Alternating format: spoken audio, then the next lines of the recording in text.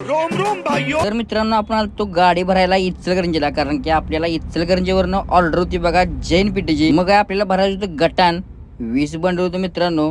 झाटशीने घेतलं भरून, तिथनं गाडी बाहेर काढली आणि मस्तपैकी घेतली बघा पॅक करून. आपल्याला जायचं होती एसीपीएलच्या ऑफिसला, कारण तिथं आपल्याला घ्यायची होती एलआर.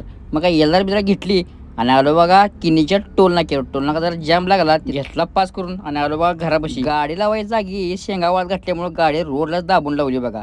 आणि रात्री जरा आबाला घेतलं आणि वाटेगावातूनच आपल्याला पनवेलचं किरकोळ घर साईड होतं, कपाट आणि फ्रीज भरून डिझेल बिल टाकी फुल केली आणि आलो बघा गडबडीत गावात. कारण गावात भावना आज होता कार्यक्रम स्नेहा पिंपरेकरचा. मग काय गाव सगळं फुटलं होतं बघायला. शेण्याचा आपला मित्र यश पण होता. मस्तपैकी आम्ही एन्जॉय केला आणि म्हणलं ड्रायव्हरवर पण एक गाणं व्हायला लागते.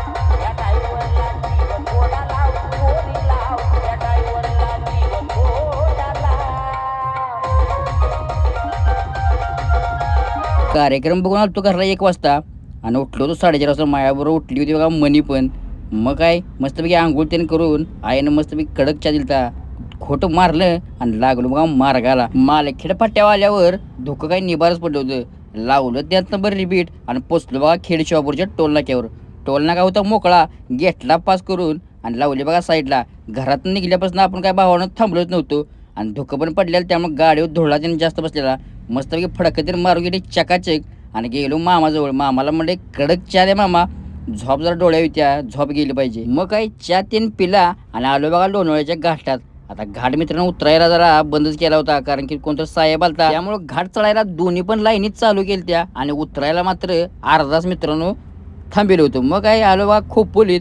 मस्तपैकी भुका लागले होते, नाश्ता त्याने करायला लागतो दही कचोरी आणि मस्तपैकी सँडविच दणका दिला, गच नाश्ता केला आणि पोचलो बघा पनवेलमध्ये. पनवेलमध्ये मित्रांनो आपण जे साहित्य बनवलं होतं वाटेगावातनं ते इथं उतरायचं होतं. मग काय झाटेचे साहित्य उतरून दिलं, जे भाडं ठरलं होतं ते घेतलं आणि निघालो बघा आपण वाशीला, कारण की आपण इचलकरंजीत जी गटन भरलं होतं ती भावानं होणार आहे जैन पीठला खाली. आणि आपण आलतो आदल्या दिवशी आणि रविवारी मित्रांनो जैन पीठ बंद असते. पैसे आपला फायदा झालाय, त्यामुळे मित्रांनो आपण आदल्या दिवशी आलोय. तर मित्रांनो तुम्हाला हा व्हिडिओ कसा वाटला ते कमेंटमध्ये सांगा आणि तुमच्या भावाला जाता जाता फॉलो करा.